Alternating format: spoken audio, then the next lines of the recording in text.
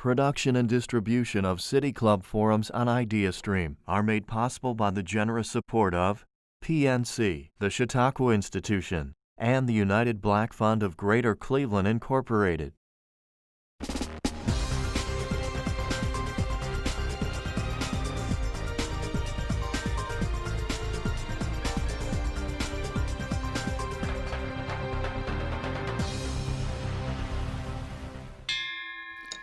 Hello and welcome to the City Club of Cleveland, where we are devoted to conversations of consequence that help democracy thrive. I'm Dan Moulthrop, Chief Executive here and a proud member. Today's August 14th. You're with a virtual City Club forum live from the studios of 90.3 WCPN IdeaStream. They are our public media partner, and we're deeply grateful for their assistance and support.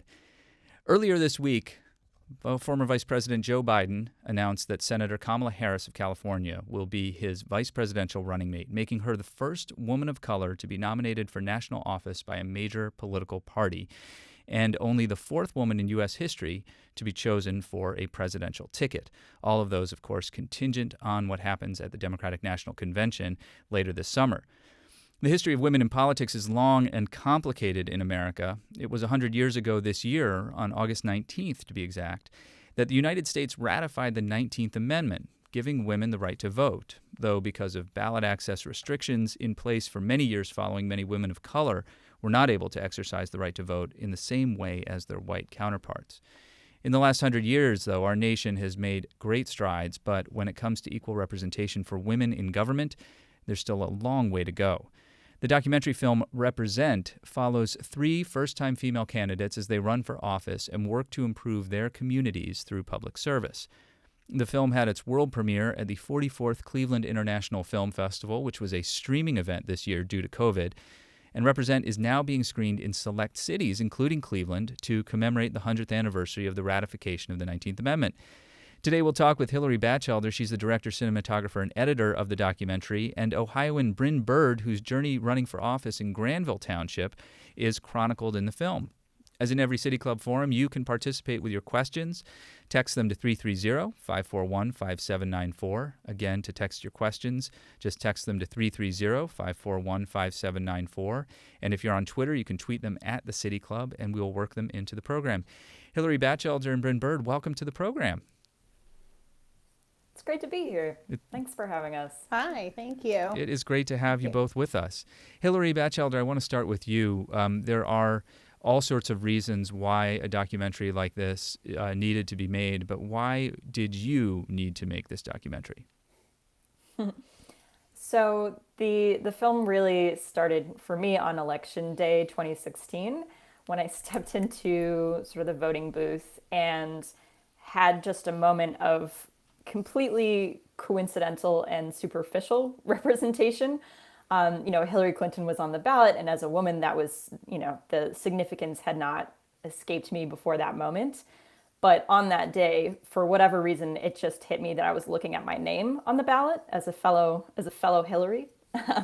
And so that was sort of, again, it was coincidental representation. It was superficial, but it still felt important. And so as I left and kind of as we were all picking up the pieces following the election, I was really kind of tuned into this question of what does it take and what does it mean for women running for office in the country today, and how can we be achieving greater gender parity? And I kind of had this persistent theme that I wanted to explore around representation in particular, because I think this film asks more, beyond just being a woman. What does it mean to bring your full identity, your full self into a public space? And so that's part of the kind of connective tissue of the three stories that we followed as well. Tell us about the three stories. And yeah. maybe end with Bryn as an introduction, as a deeper introduction to her. So the three stories, we followed a young woman who was 22 at the time, who ran for mayor of Detroit. That was Maya Jones in 2017. We followed a conservative Korean immigrant, Julie Cho, who was running for state representative in Illinois. and we followed Bryn Bird, who is a progressive produce farmer who ran for township trustee in Granville, Ohio. Progressive produce farmer Bryn Bird. Bryn Bird, why did you run for office?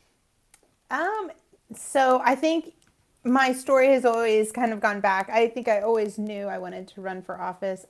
When I announced I was running for office, one of my second grade classmates from Colorado actually reached out to me, and he told me he remembers in second grade when I stood up and I guess proclaimed that I was going to be a politician one day. So I think the arc has been long for me on this, but my grandfather was a township trustee in Ohio as well, and I did grow up in Colorado until middle school, and so I never lived in Ohio at the time that my grandfather was alive. But I remember as a small child coming to visit him and going down into the middle of town, and he would prop me up, on a stool. Right, it was not a bar; it was like a coffee shop.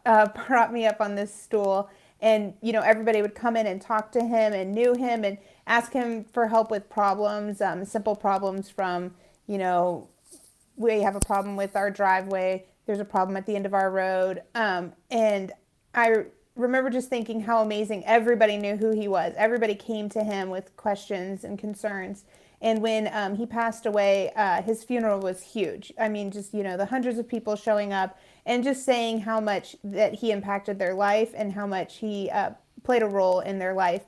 And so I always knew at that time how important local government was, because you are helping people like with very tangible problems, with relational problems with their neighbors. And that, does, I think, impact people a little bit more than sometimes, what's happening at the national level. It's, you don't feel that as fast and as quick. So I always knew that is the role I kind of wanted to go into. And in 2016 and 2017, I didn't really run because of the results of the 2016 election. I did know that, there just was so much distrust in government at that point. And I have always believed that our divide can start to be healed, I think, at the local level, and really focusing at the local level and rebuilding our trust in our government, reminding our peers and our friends and our neighbors that, these politicians are people too, and that you can talk to them and you can have a relationship with them,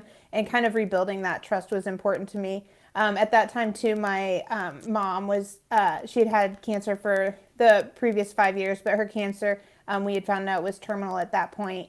And I think for me, a big part of running at that in 2017 was because I wanted her to see me run. I wanted her to kind of see who I was becoming. She was very mad that I was running. She was so worried that she'd hear people say mean things about me in the newspaper. But I think she was also supportive. But I think I ran at that exact time because I wanted her to see me run. But I always knew that I wanted to run for a very local position and work on rebuilding that trust and just being in relationship with my community. It's painful and amazing at the same time. Painful and amazing. And some of the pain that you experience is specific to being a woman in office. And I guess I just, spoiler alert, you won your election. Bryn Bird now serves as a township trustee in Granville, Ohio, in the township of Granville, which is not the same as the village of Granville. But Bryn Bird, could you speak a little bit about the specific pains of being a woman running for office and a woman in office in a role that in Granville Township has traditionally not fallen to women? Yeah. And when I ran, there was a woman in office, and I am pretty sure Melanie was the first woman. Hillary, did I think we confirmed that she was the first woman to have ever been a trustee, and she was elected right before the term before I ran. And so there was a woman, and even when I started to say I was going to run, immediately we started hearing that it was more I was running against her because there wouldn't be two women in office. And that definitely was a language, that was a common thing that we heard, is that, we have one, but we can't have two. And I think for me too, at my age, and talking with Maya and Julie, the three of us have talked a lot about our experiences. And I think my experience as a woman also was followed along the lines that I'm a mom of young children. When I ran, I had a I think when I started, she was like 3 and 18 months, because now they're like 6 and 4. And so this idea that I was carrying around, less, an 18-month-old, I think she might have been a little bit even younger than that when we really started. And so this idea that I had these young children played into the narrative of me being a woman most often, of how could I do it with young children? Is that fair to them?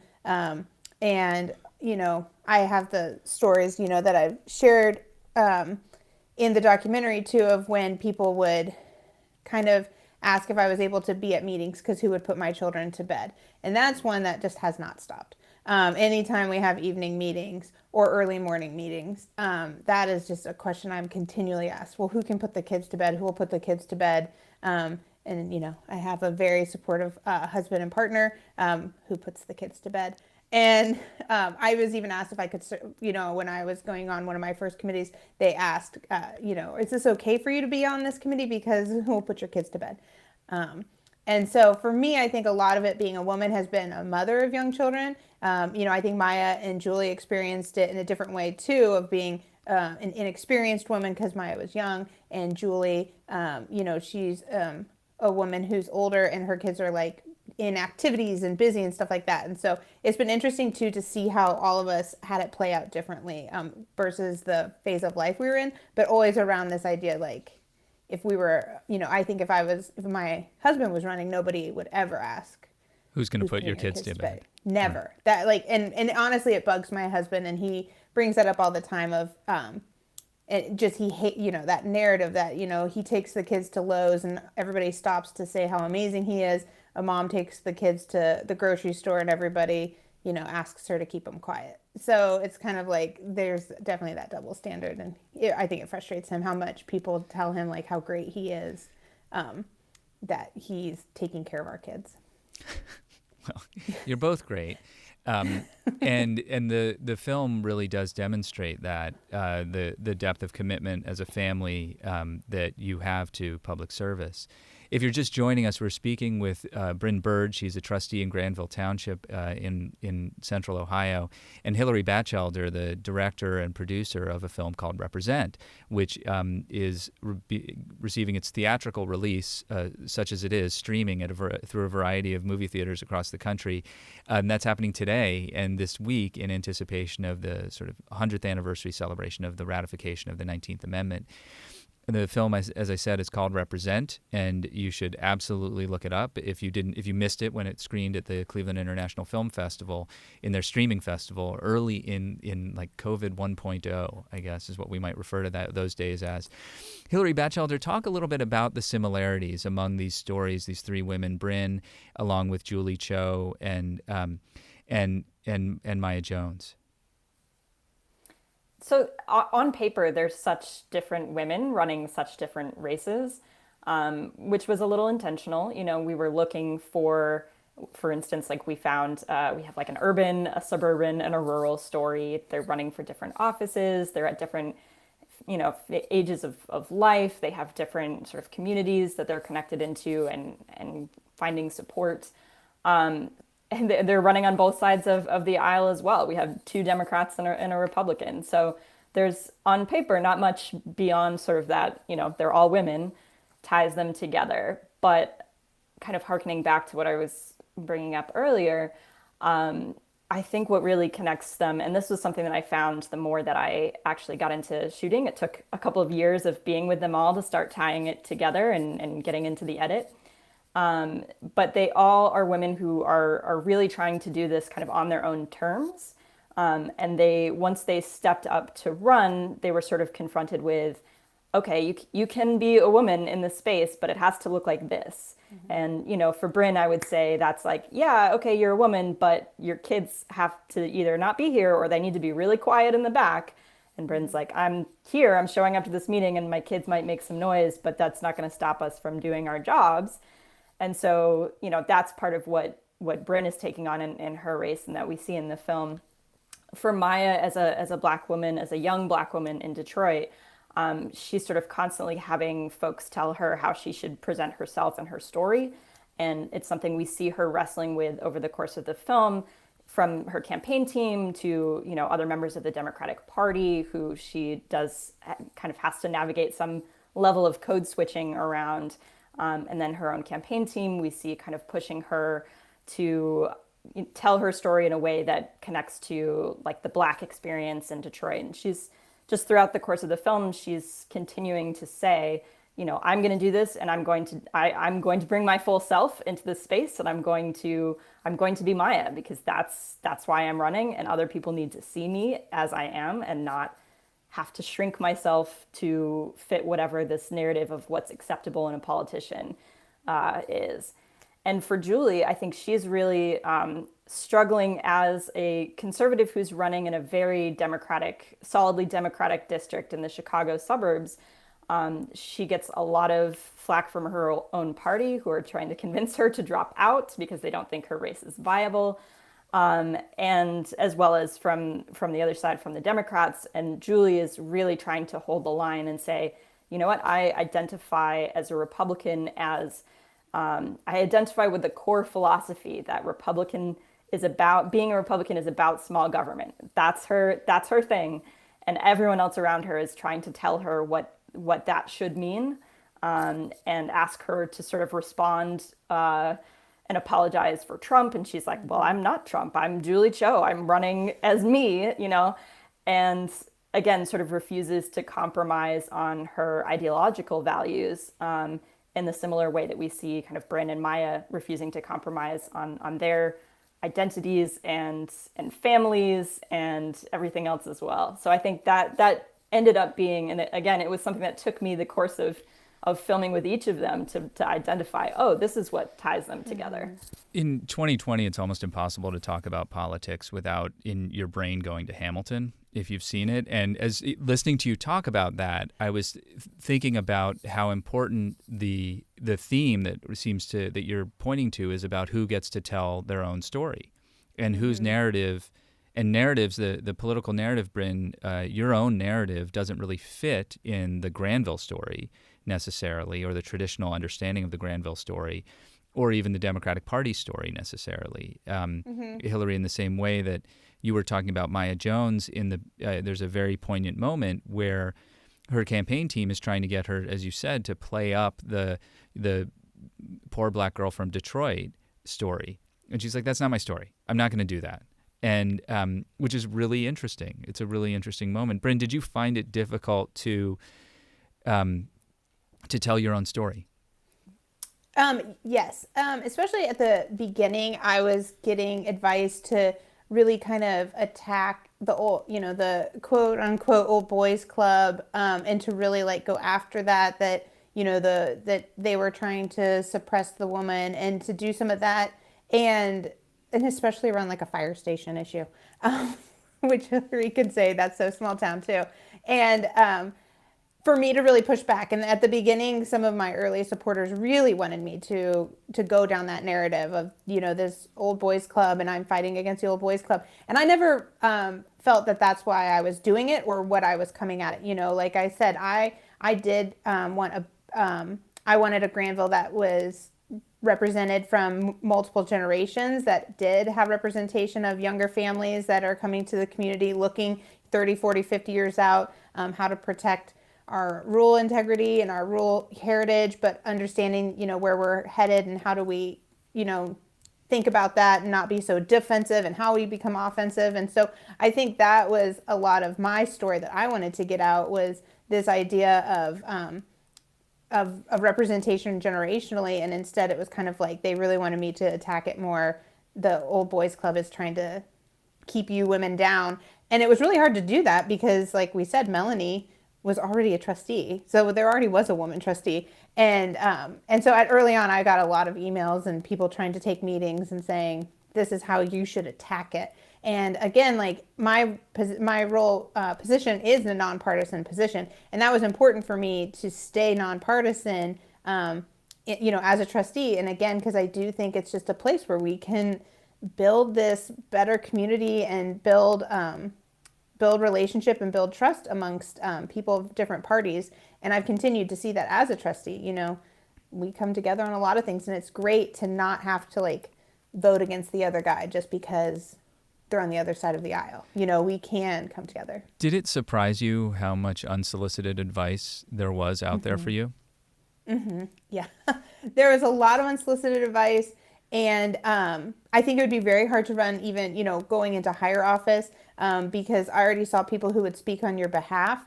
And I know that even one, position higher, you start to get state parties like sending out mailers for you. You get PACs that start to send things out for you. And I can't imagine having people speak for you more than I already had in such a small position in a small election, who were saying, that I would agree with things, and having to go back and say, well, I didn't say that. Huh. So.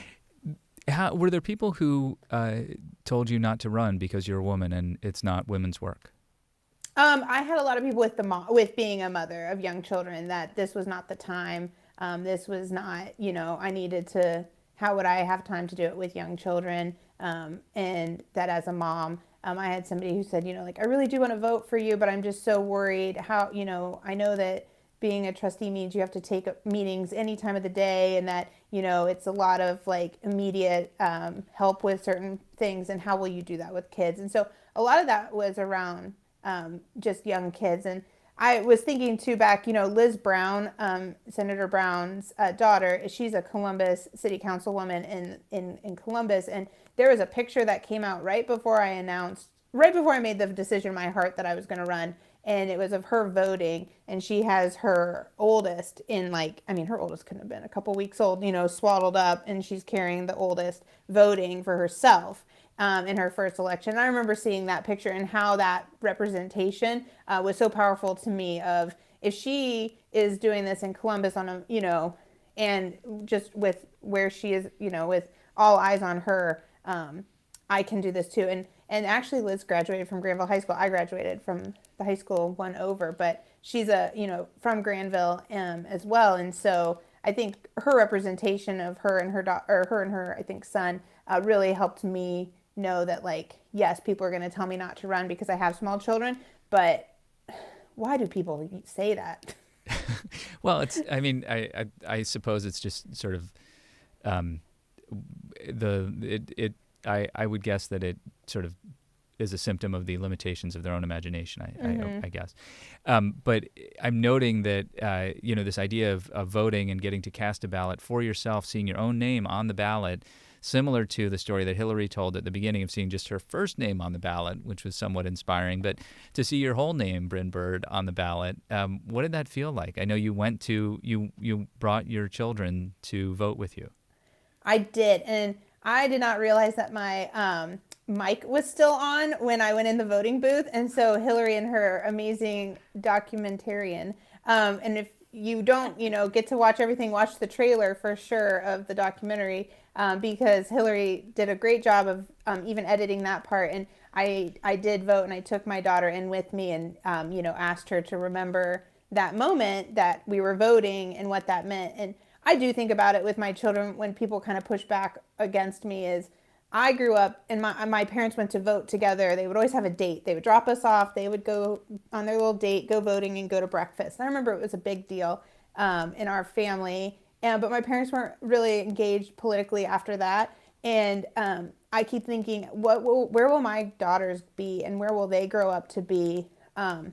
Knowing that knowing that not just like voting, but running for office, being on committees, being engaged. My husband, he does work in the community, and all of our civic engagement. And where will they be?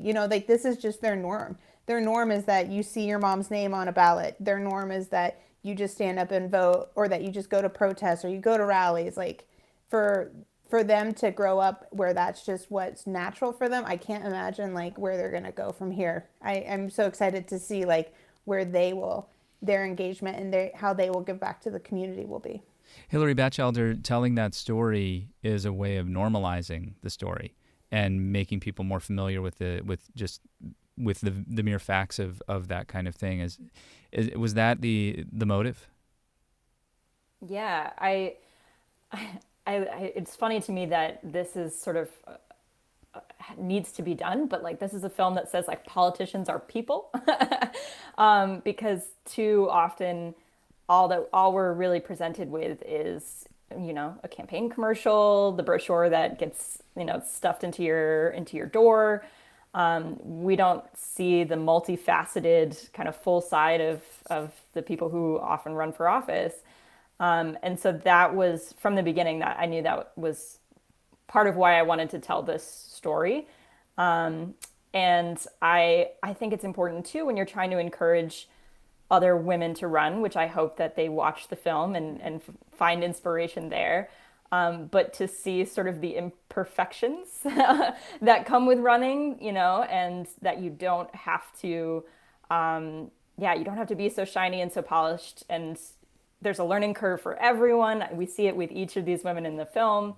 And that's okay. That's okay to be starting just from a place of like passion and interest and commitment to running, and the rest you'll kind of figure out along the way.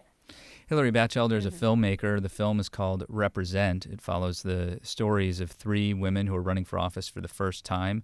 One of those women, Bryn Bird, is with us today, and Bryn is with us because we're in Ohio, and Bryn represents the citizens of Granville Township as a Granville Township trustee, a race that she won in 2017.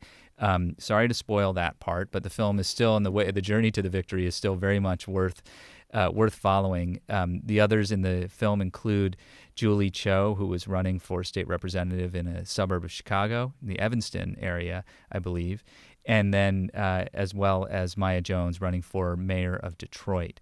And it's a fascinating set of stories.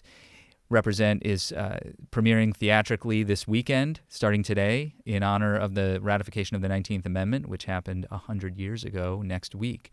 If you have questions for our guests today at the City Club Friday Forum, please text them to 330-541-5794. That's 330-541-5794. You can tweet them at the City Club, and we'll work them into the program. I'm curious, Bryn Bird and Hilary Bachelder, about the role of debates. There's a big question. We've got presidential debates coming up, the first one of which will be held in Cleveland, Ohio at the Cleveland Clinic, co-presented with Case Western Reserve University. And the City Club itself has been host to a number of debates and candidate forums over the years. Bryn Bird, how important were candidate forums and debates in your very local race? So when I ran, we didn't really have a debate between the other candidates, but there has been since in a lot of the township races, and in the one last year, they did have a forum. And I do have to kind of laugh on a local level, and especially in the Midwest, we are very polite people, and we are very polite and we're very local. And so I feel like they have stayed very, very vanilla. They're very nice and polite, and we had one recently, and it was more like they'd ask the questions and then the person would give their answer, and then there was really no like back and forth. And I do always kind of question on the very local level how well they go. I do think the forums are important so people have a chance to meet people, but I've actually thought about in the future even asking the Chamber of Commerce if it can't be more of like a meet and greet. Where we maybe do answer a few questions and then go into a meet and greet forum where we can kind of be more one-on-one. Because again, even voters in our small towns where we have to live together now for the next, hopefully 50, 60 years. And our kids all go to school together, and we stand next to each other at the soccer field, and we hang out at the coffee shop. So I think people don't ever want to be too offensive. And there's been some great academic writing recently, I think, on like the politeness of Midwest politics and how sometimes it can be to our own detriment when we do have a harder time debating publicly against each other. So if that is how it is, then how do we give, I think, a better option for people to maybe get those tough answers that they need where they feel comfortable. So I did not have a debate, and I have thought for the next year when I run for re-election, kind of bringing it up to the chamber, I'd love to get the hard questions, but is that in a debate setting or should it be more in a forum? Hilary Bachelder, having been a sort of a student of the campaigns, of these 3 campaigns, what did you think about the role of debates? So as Bryn mentioned, she did not take part in a debate that year. Julie Cho had one debate, I believe, with her opponent, or I guess it was a League of Women Voters forum, that I thought was helpful. There were a few questions from the audience, and they were able to talk through some issues. The one that Maya took part in that I was able to film, and this actually didn't make it into the final edit of the documentary, but she did take part in a larger candidate forum, but was frustrated because actually the top two sort of contenders for the mayoral election decided not to show up. And so it felt very much like sort of a slight that they were above actually having to sit and field questions from the audience.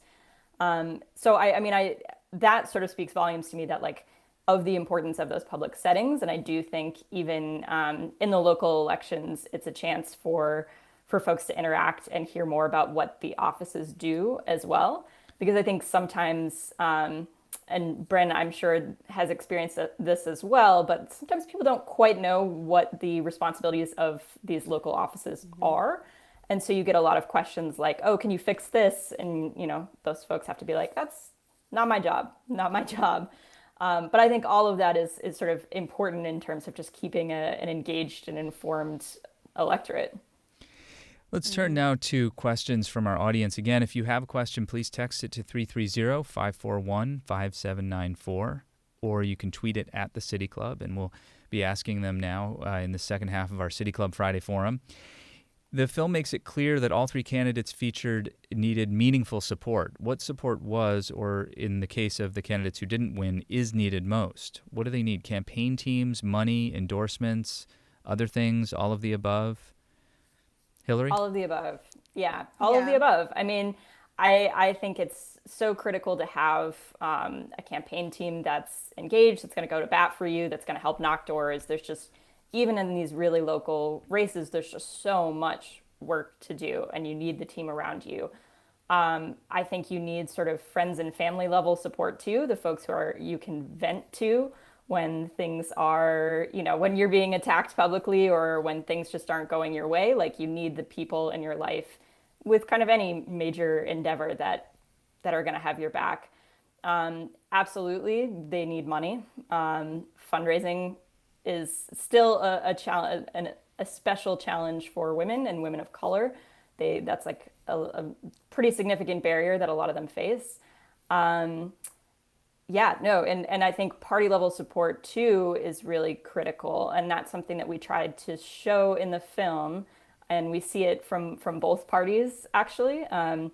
That you know, the parties aren't necessarily great at building up those pipelines that are required, especially at the local level. Who are the great candidates? Who are the great community leaders who are out there doing that kind of work and maybe could make a pivot into public office?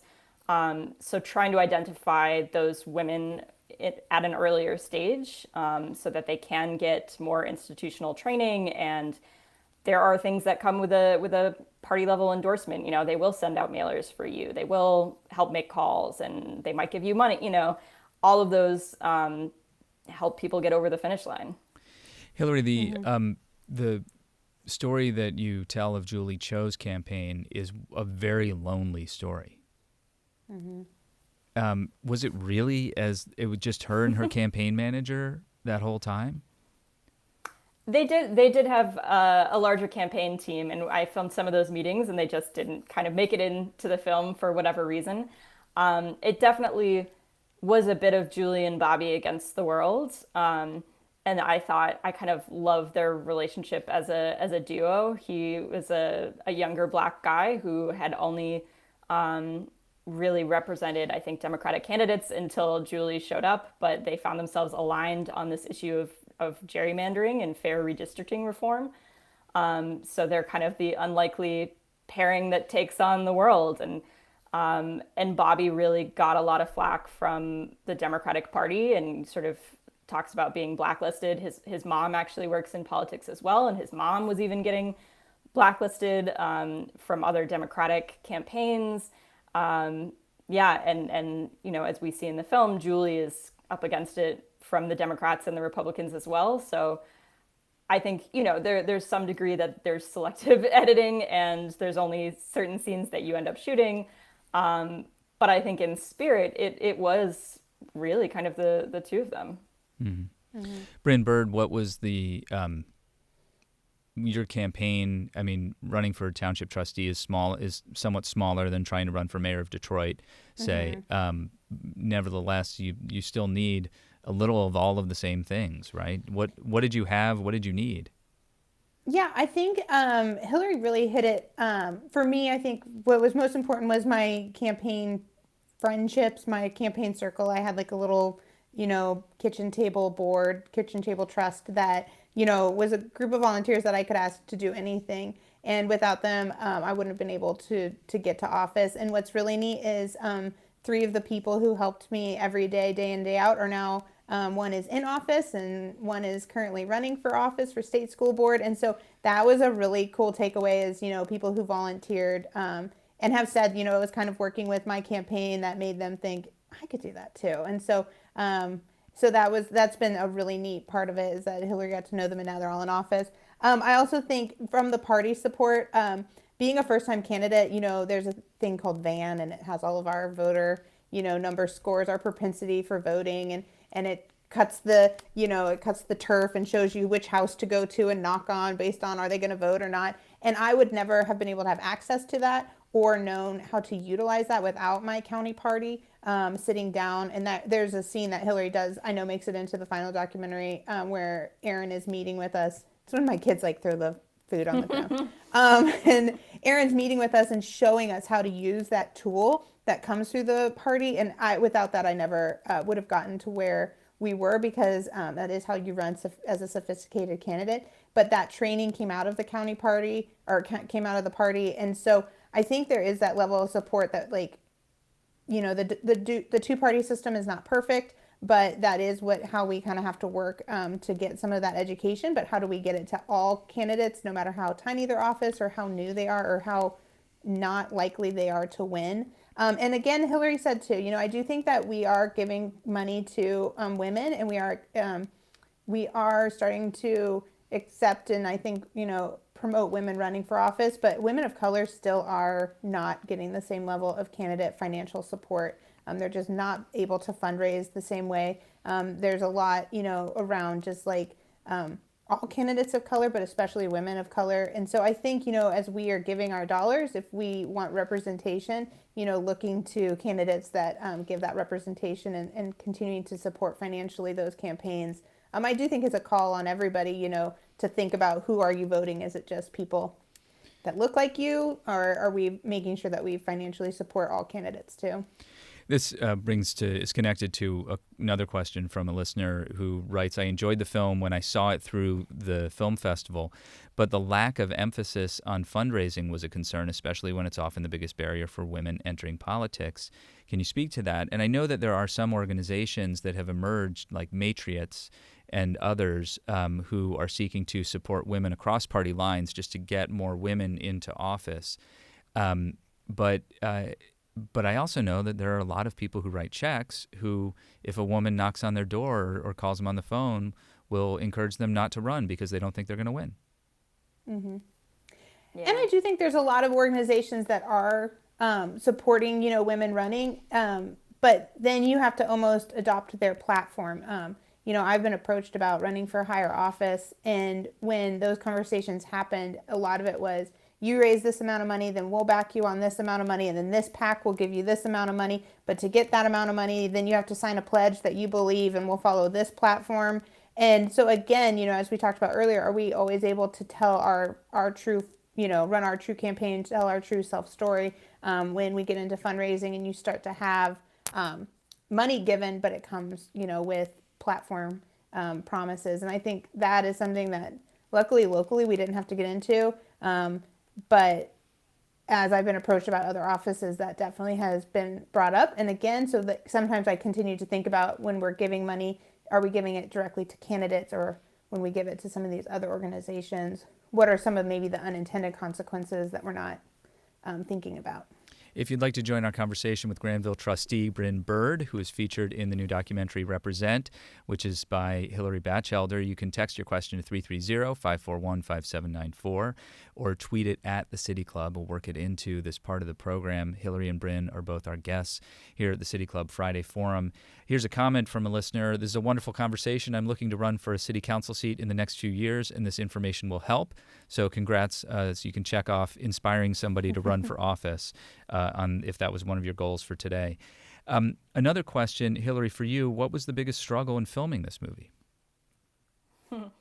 I chuckle because there are very, very parallel struggles of making a documentary and running for office.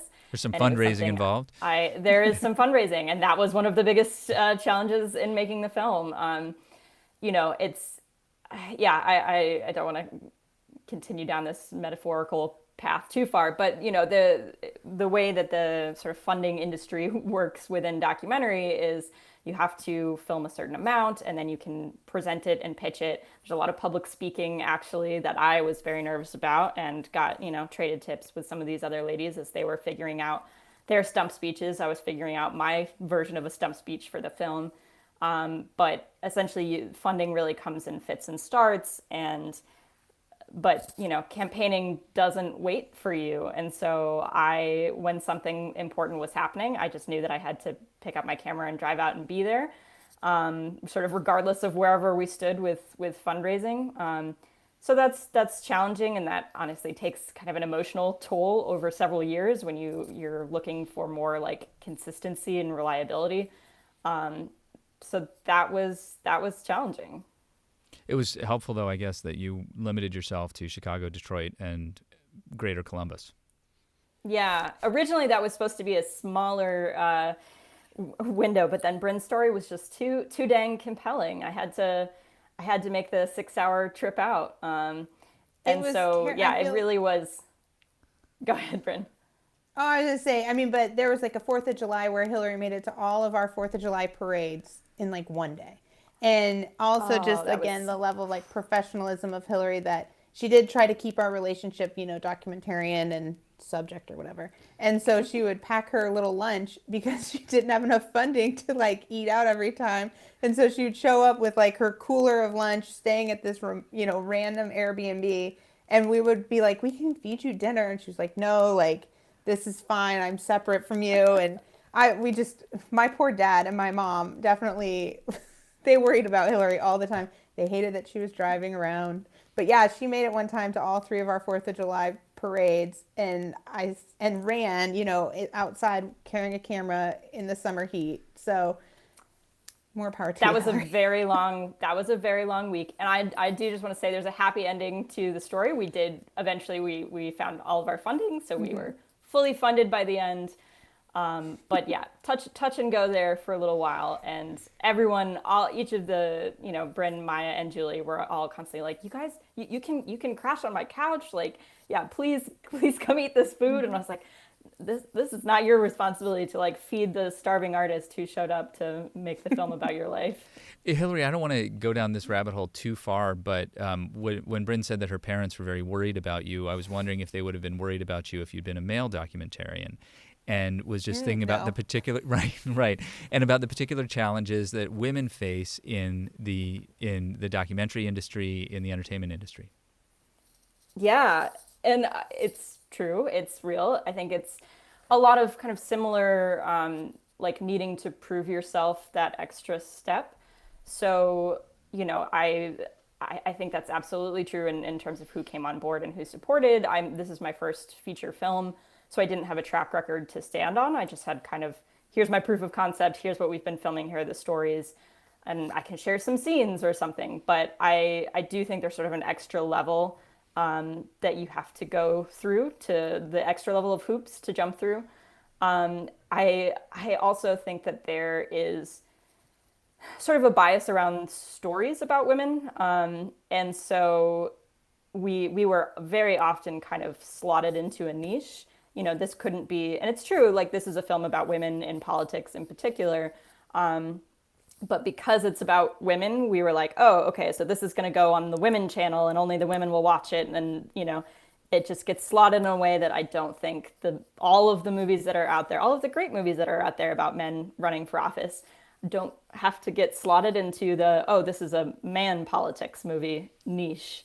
But one thing that I found trying to use this sort of weakness as a strength, but as you know, as a young woman who was showing up with a camera, and I didn't have, for most of the film, we didn't have the funding for like a full sound crew, so I was doing the sound myself, and I just had this little camera and was chasing around after Bryn, Maya, and Julie. But I had a pretty low or sort of minimal footprint as a filmmaker, and I think I was often underestimated in that sense. I was asked a lot in Granville, was I a Denison student?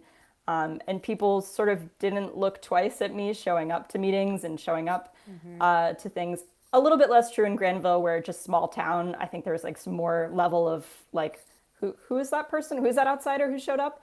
But I would say especially in places like Chicago and Detroit, kind of big cities, like, I was sort of underestimated because I was a young woman with a smaller set of camera gear. And that worked in my favor because people talked to me. They let me into places that maybe wasn't always in their best interest to let me into. And that's just, unfortunately the reality, but it's the one that I've tried to use kind of to my advantage. Bryn, a question for you. What advice would you give to women thinking about running for office? Yeah, I think the advice that I have is to really know the position you're considering. I think there is a little bit of a tendency right now of saying like, you should run for Congress as a first step. And I'm not saying, and I know that there's also people that say, well, men run for Congress as their first step and you're just saying this, but I'm not.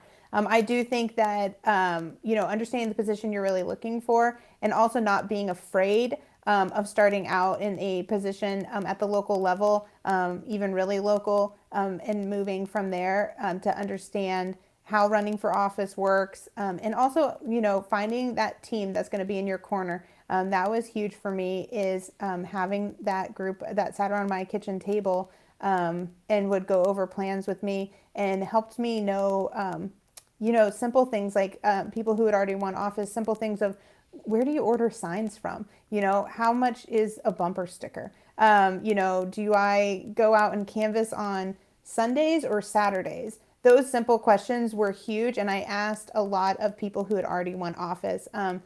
Stephanie Dodd, who's a state school board member, she sat and gave me like, Sunday nights did not work out good. Go for Saturdays.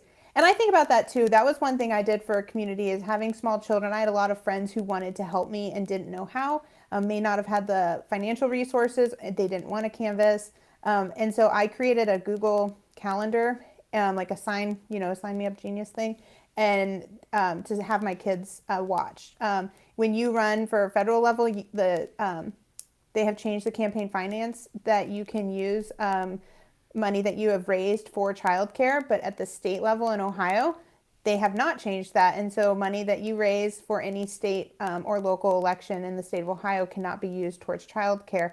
And so that was one expensive thing that I knew I was going to face. And so I had a volunteer to watch my children sign up sheet, and I think I had 20 people sign up. And so when I would go out canvassing or I'd have meetings, I knew who'd have my kids covered because that was just a cost I couldn't take on personally. And that was a great way to have the community stand behind me, and my kids loved it because then they got to go to all these new friends' houses and play with dogs. And so I think about that, but that's something that at the state, I still think women should work towards, is to have campaign finance reform in letting our campaign dollars that we raise go towards childcare, because that is a huge barrier for women who may not have been like me in a tiny town where they trusted everybody to watch their children. That sounds like a fairly straightforward legislative fix. I'm sure it's more complicated than I imagined, but yeah. But that's very helpful. Gerrymandering has, you mentioned it earlier, Hillary, as the issue that was the sort of crossover issue in Illinois. It's an issue here in Ohio as well, an issue really everywhere in the country. How the specific question, though, is how does it impact women running for office? That's a good question. Strikes me. I mean, I think... Yeah, go ahead. Well, I think Bryn could even speak to this as well, just as someone who's considered kind of the higher levels of office. And I just across the board, gerrymandering benefits incumbents. And if the issue is that there aren't enough women in office currently, you're not going to get more women in office without replacing some incumbents. But if those incumbents are able to draw a district that's most favorable to them, then we're going to have a really hard time meeting that parity benchmark. But I think Bryn can speak to that personally too in Ohio. I live in a, I mean, we all do, right? I live in a gerrymandered district as well, like from the state to federal. And so the idea of me running for higher office has always felt almost unattainable. That, I've reached my peak because running for higher office in our community is going to be overcoming a pretty slanted, one-sided voting. And I do live in the Troy Balderson district, District 12, that was gerrymandered, but then Daniel O'Connor, really did come close to winning right when I was running for office. So it was interesting to watch that happen. But I would agree with Hillary, and I think that gerrymandering and Julie's story showed that it is a bipartisan issue. And I think that both sides of the aisle agree that gerrymandering just creates extremes and does do away with some fair process. So I do hope that we're at a breaking point in that where we all kind of see that this is a bipartisan issue. It feels important to mention, too, that in the state of Ohio, the whole nation is doing the census right now. The census will count every person so that the district lines can be redrawn after the census. So that's my very subtle way of encouraging people to participate in the census. But also in Ohio, Bryn, we've got redistricting reform measures that have been voted, created into law, legislatively approved, and will go into effect with the new redistricting and reapportionment that happens after the census. So fingers crossed that here's hoping, right, that works in favor of democracy. We are at the 100th anniversary of the 19th Amendment. What conversation do you think we'll be having about women in politics 50 or 100 years from now, Bryn Bird? Well, hopefully by then we have a woman president.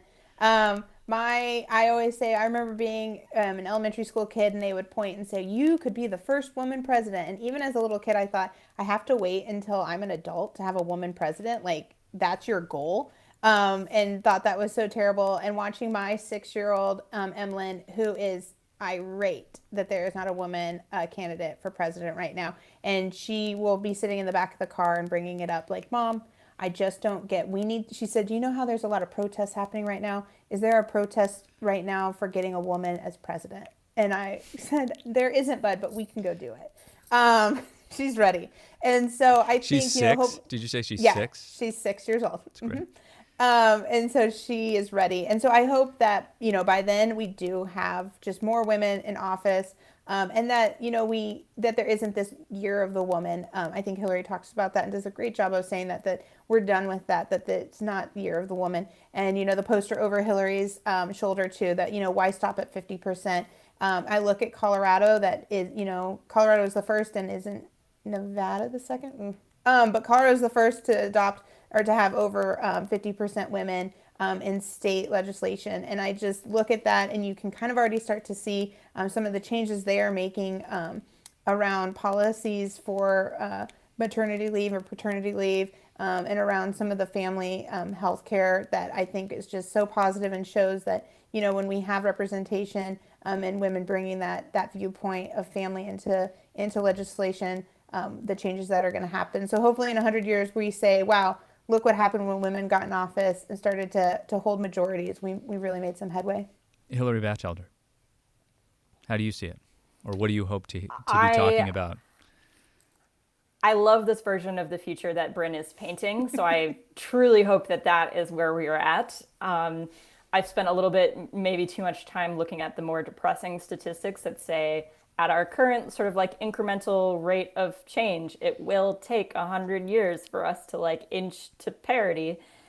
And so I think we'll be there, but I know that there's an intervention that needs to happen to get us there faster.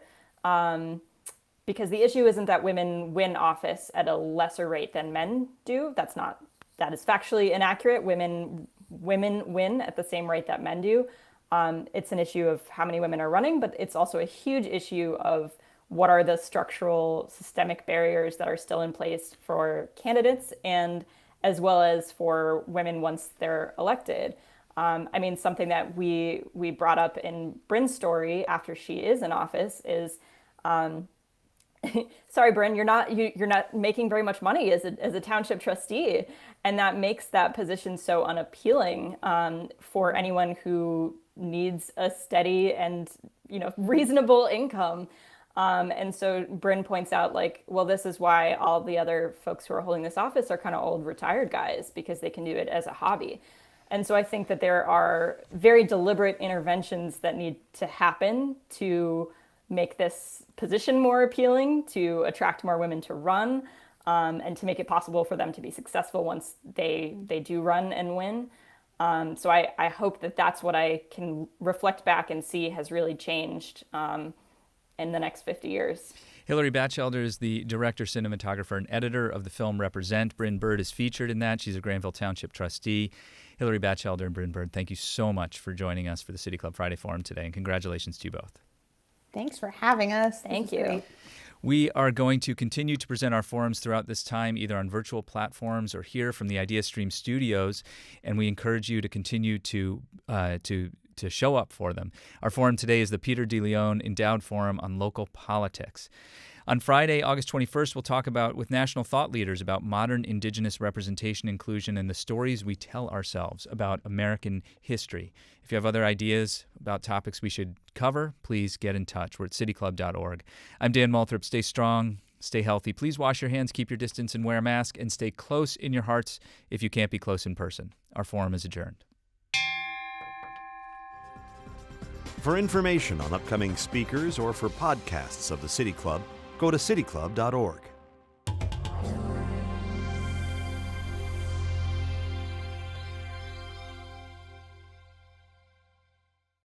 Production and distribution of City Club forums on IdeaStream are made possible by the generous support of PNC, the Chautauqua Institution, and the United Black Fund of Greater Cleveland, Incorporated.